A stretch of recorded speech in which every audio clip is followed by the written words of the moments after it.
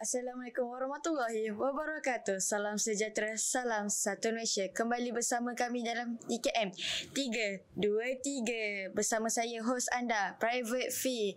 Okay guys, hari ni kita ada tetamu jemputan, seorang penolong AADK iaitu Puan Khadijah.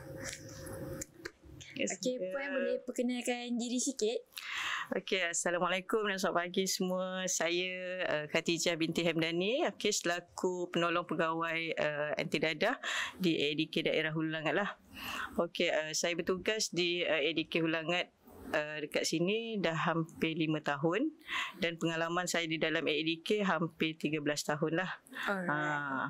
Okay, Puan, boleh tak saya nak tanya beberapa soalan lah kan untuk podcast kita kali ni. So podcast kita mana yang tak tahu, so nama podcast kita Program Kesedaran Bakat dan Kemahiran. Okay Puan, boleh tak saya nak tanya beberapa soalan? So ramai orang yang tak tahu kan apa maksud AADK ni Puan? Okey, AADK Ya betul.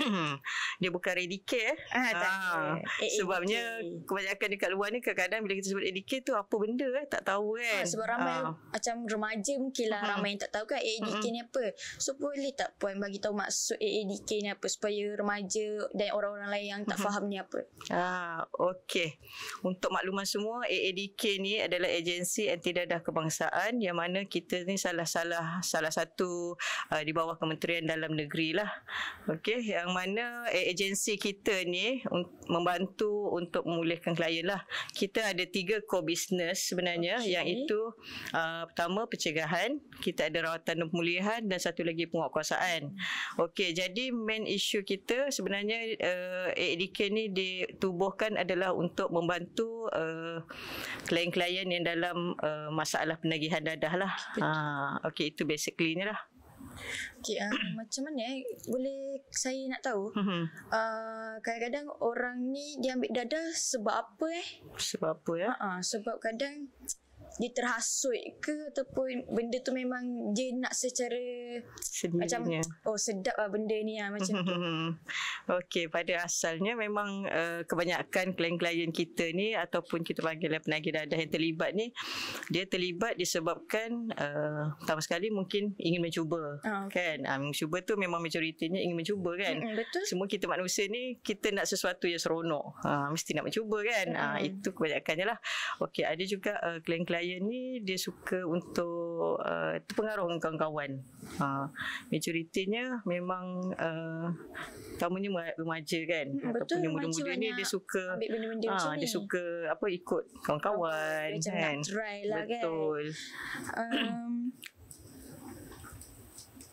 Cabaran terbesar dalam AADK ni untuk mencegah dari penagih dadah dan sebagainya Puan, macam mana AADK nak menolong orang-orang yang sedang mengambil dadah dan barang terlarang lah saya nak ceritakan Puan. So macam mana AADK nak bantu orang-orang yang macam tu? Okey, cabaran terbesar sebenarnya pada pihak kami lah adalah sebenarnya daripada dia punya sikap tu sendiri, sikap dengan mindset. Kita nak ubah orang ni bukan senang kan. Betul. Jadi apa yang kita bantu klien-klien ni, kita mendidik diorang ataupun timbulkan kesedaran diorang dari segi diorang punya pemikiran dan tingkah laku diorang. Betul. Sebabnya kalau AADK ni dia nak tengok klien-klien ni ataupun yang terlibat dengan penagihan dadah ni, dia berubah dari segi emosi dia, pemikiran dia dengan tingkah laku dia. Itu yang paling betul. 3 benda tu adalah 3 elemen yang sangat penting untuk kita bantu ubah daripada benda negatif kepada lebih positif lah. Jadi itu yang paling sukarlah bagi saya. Maknanya bila saya terlibat dengan proses rawatan dan pemulihan klien-klien ni, agak sukarlah. Bukan senang kita nak ubah seseorang. Kita kena bagi ilmu dekat diorang. Macam mana diorang nak ubah mindset diorang. So kalau dalam AADK ni Puan, pun akan buat program ke untuk nak membantu orang yang sedang menagih? Ya, Macam mana? betul. Okey, kalau di dalam salah satu core business kita adalah lawatan pemulihan kan. Okey, memang kita bantu dia dari segi program-program pemulihan. Sebab tu mana-mana klien-klien yang terlibat dalam penagihan dadah ni, kita ada dua lah tempat untuk kita halakan untuk mengikuti program pemulihan. Satu di pusat pemulihan, satu lagi di dalam komuniti. Yang majoriti yang di bawah jagaan saya adalah di dalam komuniti lah. Yang mana dari segi program-program kepulihan kita kena toughkan lagi lah. Di samping itu ada juga klien-klien ni memang majoriti dia orang bekerja. Jadi kita nak kata orang selarikan waktu bekerja dia dengan program pemulihan agak sukarlah. Memang ada juga kekangan. Jadi dalam program-program pemulihan tu kebanyakannya kita tawarkan program biopsychospiritual. Okey, biopsychospiritual tu yang mana kita dedahkan dari segi kerohanian, dari segi dia punya integrasi sosial dengan masyarakat, dari segi dia punya dalaman dan macam-macam lah. Itu yang kita bantu dia orang dari segi program.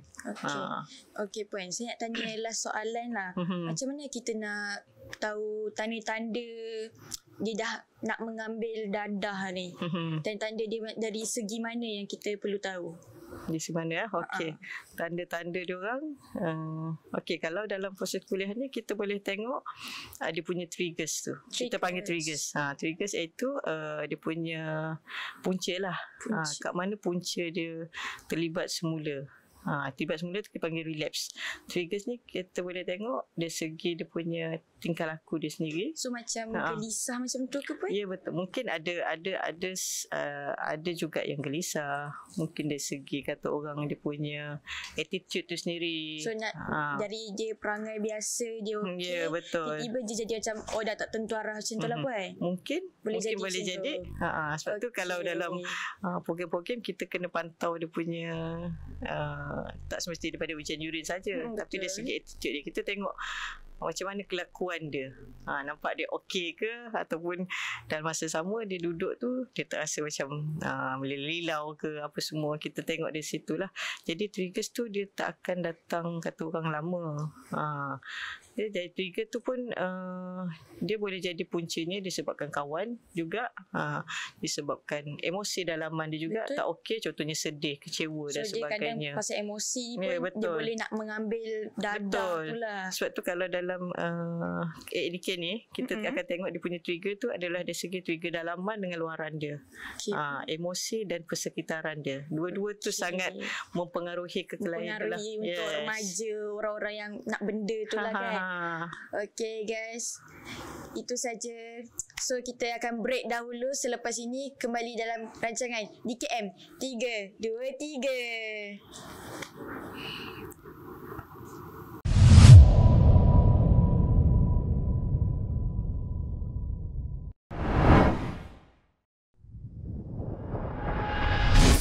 Assalamualaikum, kembali dalam rancangan DKM 3, 2, 3.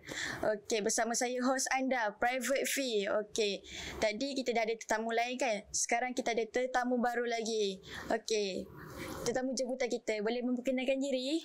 Hai, saya Farisha. Umur saya 23 tahun. Dan sekarang saya bekerja lah. Bekerja, okey. Saya nak tanya beberapa soalan lah untuk Khadijah. Farisha. Okey, maafkan saya semua. So, boleh nak tanya. Macam mana Farisha boleh terjebak dengan benda-benda macam ni? Boleh cerita sikit tak? Saya mula terjebak ni dari first saya rasa saya nak hidup sendiri. Saya pernah keluar daripada rumah untuk rasa nak survive sendiri lah. Lepas tu saya tersalah jebak. So saya nampak kawan-kawan saya terlibat dengan benda-benda macam ni. So Farisha terpengaruh lah dengan rakan-rakan untuk mencuba benda ni ke macam mana? Nak kata pengaruh tu tak, sebab atas diri sendiri juga yang nak cuba. Sebab dia sebenarnya circle kita.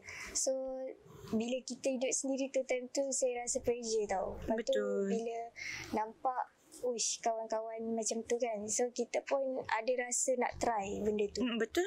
So macam itulah, kita pun dah tertry, so kita dah rasa nikmat dia macam mana. So itulah, bila orang kata bila dah jadi macam ni, kita sedar sebenarnya benda ni orang kata tak bebas pun sebenarnya. So benda ni kira macam tak elok lah sepanjang tu. So macam awal-awal tu je lah Farisha rasa benda ni macam bestnya, nikmatnya. Tapi lama-lama Farisha macam benda ni membuatkan diri aku jadi teruk. Macam teruk, tu ke? Takut, tak bebas. Sebab yelah benda salah kan. So betul. kita tak bebas nak buat apa-apa. So kiranya dulu Farisha macam dari seorang yang hyper, tiba-tiba jadi, bila Farisha ambil benda tu, Farisha jadi macam aku tak selesa dengan semua benda. Aku dah jadi introvert. Macam tu ke? Betul. Dia rasa dulu kita macam tak boleh kawan kan, sebab kita buat benda tu, jadi kita macam hyper tapi dalam ketakutan. Betul. Macam tu. Sekarang kalau kita nak hyper pun kita bebas. Okay, nak tanya Farisha untuk satu lagi soalan lah. Macam mana Farisha boleh dapat titik untuk perubahan benda ni? Dari segi keluarga, mendorong keluarga ke? Semangat dari mana Farisha dapat untuk lah dari benda-benda sini? Dulu sebenarnya family saya tak tahu. Tapi bila family saya tahu, barulah saya dapat support tu dekat diorang tu kuat lah. Sebab yelah, support dari keluarga ke? Ya, dari keluarga. Sebab keluarga, lepas tu saya cuba tukar circle saya, kawan-kawan saya yang kata sekarang yang normal, yang okey kan. So support tu datang dari keliling dengan saya menghadiri ni lah AADK lah. Jadi, so AADK ni ada banyak membantu Farisha ke? Ya, dia buat saya, orang kata dulu saya tak terfikir. So sekarang saya dah terfikir macam mana step-step nak ke arah kebaikan lah. Kebaikan. Okay. Farisha boleh cerita sikit tak tentang apa yang jadi dalam hidup Farisha dari start dari A to Z. Tapi tak payahlah dari A to Z sangat macam sikit-sikit. Dari Farisha mulanya hidup tanpa benda tu, lepas tu hidup dengan benda tu, and selepas benda tu. Dulu saya dipenuhi masalah. Jadi bila saya ada masalah, saya mencuba benda tu. Masalah tu dia hilang sekejap je. So saya pun tak rasa masalah tu berpanjangan. Tapi masalah tu still ada sebenarnya. Tapi bila dah kata kita dah berubah ni, nak ke arah berubah, kita dapat rasa masalah tu dengan lebih dalam dan kita berjaya selesaikan tu. Saya rasa nikmat dia betul selesaikan masalah dengan cara yang betul, bukan dengan cara yang salah macam sebelum ni. Okay, faham. Okay, Farisha boleh tak bagi sedikit nasihat untuk orang yang ingin mencuba tapi Farisha kata tak payahlah, boleh tak bagi nasihat? Ataupun orang yang dah sedang mengambil benda tu, boleh beri nasihat sikit tak kepada orang-orang dekat luar sana? Macam mana kalau yang masih lagi dalam kata dalam aktiviti ni lah, saya sarankan berhentilah. Sebab sampai bila nak hidup dalam ketakutan, kamu tak bebas, dan cubalah cari kehidupan yang sebenarnya tanpa benda tu. Okay, itu saja untuk hari ini. So, marilah kita rehat. Kembali selepas ini dalam rancangan DKM 323.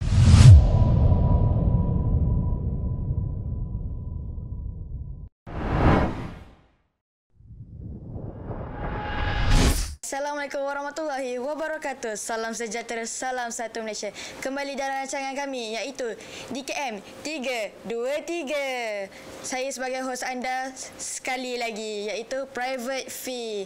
So hari ini kita ada tetamu jemputan lagi. So bang, boleh perkenalkan diri? Ya, Assalamualaikum warahmatullahi wabarakatuh. Saya mengikuti program AADK dalam Husnia. Okey bang, boleh tak saya nak tanya beberapa soalan dengan abang? Boleh abang kongsikan tak macam mana abang boleh terlibat dengan benda-benda yang macam ni lah? Okey, saya nak cerita sikit lah. Dalam kita membesar dalam dunia yang moden ni lah. Contoh macam KL ni, semua ada. Betul, semua ada KL. Okey, semua ada. Okey, dalam pergaulan kita kena ada batas lah. Yang paling penting salah satu je kita kena pandai pilih kawan. Betul. Sosial di dalam pusat bandar ni terlalu tinggi. Okey, bukan saja daripada segi apa ni. Sebab dadah ni akan walau macam mana pun diorang akan cuba edarkan cara macam mana sekalipun. Contoh macam sekarang ni dadah dah melalui daripada flavor. Betul, ada. Bukan daripada sekadar daripada ganja. Betul. Atau benda, Banyak. Okey, abang boleh bagi tahu tak macam mana abang boleh terlibat dengan benda ni, Ini pengalaman? semuanya daripada pergaulan lah. Pergaulan lah. Pergaulan. So abang terracun dengan circle abang ke macam mana bang? Circle lah. Yang Daripada circle lah, okey. Lagi satu dengan apa yang kita lalui, macam beban bekerja, kan, kita mungkin nak release tension dengan cara yang mudah. Betul. Kan, fikir terlalu mudah buatkan kita sampai ke jalan sini ya. So boleh abang bagi tahu tak macam mana titik perubahan abang sekarang? Titik perubahan semuanya pada diri sendiri. Kan, jiwa kita kena kental sikit lah. Biasa hidup ni kena kental sikit. Betul. AADK ni banyak membantu abang ke untuk? Banyak membantu. Terlalu banyak membantu. Terlalu banyak lah. Program ni banyak membuka kita punya ruang pemikiran lah. Untuk mengubah diri kita, untuk kita berfikir kesilapan kita kat mana. Betul, okey. Okey, abang nak berhenti benda ni, abang dapat sokongan tu dari mana bang? Ke betul-betul memang dari diri abang ke ataupun orang luar ada bagi sokongan ke macam mana? Benda ni semuanya terpulang pada diri sendiri lah. Betul, diri sendiri jugalah. So abang memang ni abang nak, okey lah saya nak stop lah benda-benda macam ni. So benda ni buat mempengaruh je lah. Ke macam mana bang? Benda ni kalau kita fikir balik, banyak mengganggu kita punya masa lah. Contoh pada kita punya cari makan, kita nak bekerja apa semua, dia akan mengganggu semua lah. Jadi tindakan pada pemikiran yang normal, sepatutnya kita kena lebih fikir pada wajar, kan? Betul. Sebab benda ni, orang nak cakap macam mana, bukan kita minta lah, tapi kita nak buat macam mana benda kalau kita dah terjebak, kita dah tak boleh lari. Betul. Kan? Sekali kita terjebak, kita susah nak pulang balik. Kan? Cuma kekuatan tu semua pada diri sendiri lah. Kan? Okay, nak atau tidak. Ya, betul. Terpulang dengan diri sendiri dengan lah. program AADK ni membantu kita lah. So AADK memang banyak membantu dekat diri abang lah. Ya. Okey. Abang terlibat dengan benda macam ni berapa lama Daripada zaman sekolah, tapi pada waktu tertentu saja. So abang ambil benda tu bila abang rasa betul-betul nak lah. Ya, betul. Okey. Boleh abang bagi nasihat tak untuk orang-orang luar? Untuk orang luar tu, bagi saya, kalau boleh pergaulan tu penting lah. And kalau boleh utamakan kepada agama. So nasihat abang yang lebih dalam boleh untuk orang luar? Sayang keluarga sendiri lah. Sayang keluarga sendiri. So, sebab kerana dadah, keluarga akan membuang kita.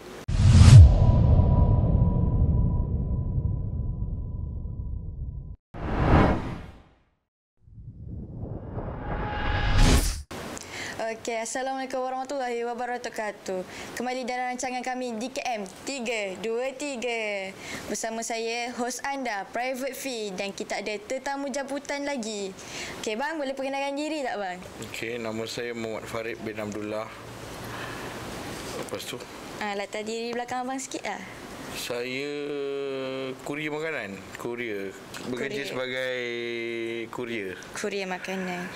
Okey, abang boleh tak, saya nak tanya beberapa soalan lah. Boleh. Abang boleh kongsikan tak sedikit pengalaman abang, macam mana abang boleh terlibat dengan benda-benda macam ni? Okey, saya bermula asal daripada family lah. Menyebabkan saya terlibat ni. Mak ayah saya berpisah. Jadi saya menyalahkan keluarga saya untuk saya berjerumus dalam dadahnya. Okey. And then Macam mana Pak? lepas tu kenal dengan kawan-kawan. So kiranya abang terjebak dari first dari family, lepas tu dengan circle ke? Boleh jadi lah dengan Boleh circle. jadi. Okey bang, abang macam mana abang boleh rasa nak berhenti dari benda macam ni? Buat kena tangkap lah. Tak ada lah. Sebab fikir dalam hidup, sampai bila kita nak rosakkan diri? Okay. Betul. And then lama kelamaan you akan jadi macam lost lah. Jadi macam diri kita ni terabai. selekeh semua tu lah. Okay, Lama faham. kelamaan benda tu sendiri akan sedar. Okey. And then penyesalan tu akan datang lah. Okey, kesan paling besar abang ambil dalam benda ni? Dalam hidup abang, kesan paling besar lah bila abang dah ambil. Kesan paling besar. Maksudnya macam abang hilang ke, macam proses dalam hidup abang. Okay, kesilapan paling besar yang saya terjerumus dalam radar ni, saya buat dia untuk bekerja. Bekerja. Okey. Sampai satu masa bila saya tak konsumsi benda tu, saya tak boleh kerja. Okay. Itulah kesilapan paling besar saya. Kesilapan paling besar abang lah. So abang boleh tak bagi nasihat detail sikit kan, nasihat tu kalau boleh lah untuk orang-orang luar sana, sebab diorang ni pun kadang mungkin ada yang nak ke apa. Okey, nasihat saya boleh bagi, jauhi benda-benda ni lah. Jauhi dadah. Sebab apa, tak ada keuntungan pun kan. Belum kena tangkap boleh lah, kena tangkap nanti menyesal tak guna. Itu saja. Okey bang, abang macam mana abang boleh abang hilang tak nak buat benda-benda macam ni, abang dapat sokongan tu dari mana? Daripada family lah. Mostly family lah. Yes. Family macam mana family tu bagi sokongan je? Kalau kami boleh tahu. Family bagi sokongan daripada segi support moral, and then pesan untuk jauhi circle-circle lama. Lagi satu yang paling penting, jauhi kawan-kawan yang lama. So kawan-kawan yang tak sepatutnya kita ambil abang. Yes. Okey, faham. Itu perkara paling penting lah. Okey bang, terima kasih bang. Okey, itu guys saja daripada kami. Untuk penutup, kami akan bagi sedikit pantun. Hidup ibarat layar bertabur, angin tenang, ombak bergelora. Jauhi dadah, dekatkan yang patut agar hidup tak hilang arah dan suara. Okey, baik. Assalamualaikum warahmatullahi wabarakatuh. Dari kami DKM 3, 2, 3.